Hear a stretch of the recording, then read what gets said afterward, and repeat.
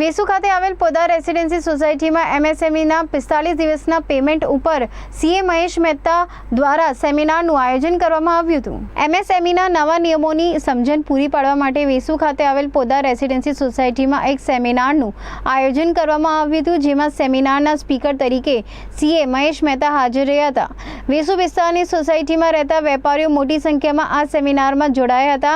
આ સેમિનારની અંદર એમએસએમઈના નવા નિયમો એટલે 45 દિવસમાં પેમેન્ટની પ્રક્રિયા થવી જોઈએ તે નિયમ શું છે અને કેવી રીતે વેપારીઓ પોતાના માઇક્રો, સ્મોલ અને મીડિયમ એન્ટરપ્રાઇઝ બિઝનેસમાં ઉકેલીને ફાયદામાં રહી અને નુકસાન ઓછું થાય તે બાબતની તમામ जानकारियों सीए महेश मेहता द्वारा पूरी पाड़वामां आवी हती। मेरा नाम सीए महेश मेहता है।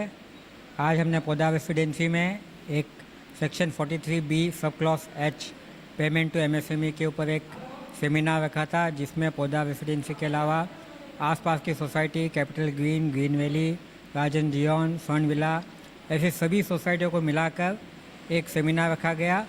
इस विषय पे बहुत लोग असमंजस में हैं, उनको इस चीज़ पे बहुत कन्फ्यूजन है, तो उनको कन्फ्यूजन दूर करने के लिए सोसाइटी के सदस्यों को इसकी जानकारी देने के लिए यह सेमिनार रखा गया, जिसमें बहुत से सवाल आए थे जो इनकी इसमें जो इनको जो प्रॉब्लम हो रही थी, कन्फ्यूजन हो रहा था, उसको दूर किया गया कि ट्रेडर किसको बोलते हैं, मैन्युफैक्चरर किसको बोलते हैं, ये किसको लागू है, कब से लागू है, उन सभी चीज़ों का जवाब दिया गया।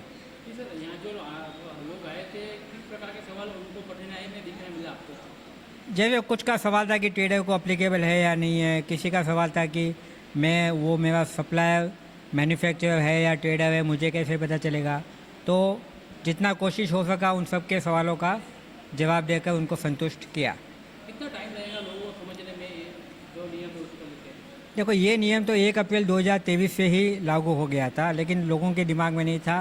अभी बहुत लोग इस पे ध्यान दे रहे हैं, और मैं तो सबसे यही कहना चाहूँगा कि जो ये एक्ट है 45 डेज़ में या 15 दिन में पेमेंट करना है, तो आप ये मान के चले कि ये एक्ट के हिसाब से आपको पेमेंट करना है, नहीं तो ये आपका खर्चा डिफॉल्ट हो जाएगा। कैसा लगता है ये नियम, कैसा आपके ख्याल से? मेरे ख्याल से भारत के अपने प्रधानमंत्री श्री नरेंद्र भाई मोदी और जो फाइनेंस मिनिस्ट्री है, जिन्होंने एमएसएमई को फ़ायदा देने के लिए यह एक्ट लाया गया है, और अपनी अर्थव्यवस्था में एमएसएमई का बहुत बड़ा योगदान है। अगर वो मजबूत होंगे तो ही अपनी अर्थव्यवस्था मजबूत होगी, तो वो अपना बैकबोन है। तो मेरे हिसाब से ये जो 43BH लाया गया है वो एमएसएमई को मजबूत करने के लिए लाया गया है, और वो बहुत अच्छा कदम है। आ सेमिनार में विविध 5 जेवा मुख्य मुद्दाओं पर चर्चा કરવામાં આવી હતી। વેપારીઓ દ્વારા સેમિનારમાં જે પણ પોતાના પ્રશ્નો હોય તે રજૂ કર્યા હતા અને એમએસએમઈ પ્રત્યે પોતાની મૂંઝવણ दूर કરી હતી। मेरा नाम प्रमोद अग्रवाल है। सेमिनार हुआ था, उसको लेकर क्या कहोगे आप? बहुत अच्छा सेमिनार हुआ। जो ये नया नियम आया है इनकम टैक्स एक्ट में एमएसएमई का, उसके लिए लोगों में बहुत कन्फ्यूजन था। सब लोगों ने बहुत सवाल किए। सबके लिए महेश जी मेहता ने बहुत अच्छा मार्गदर्शन दिया, एक एक सवाल का अच्छी तरह जवाब दिया।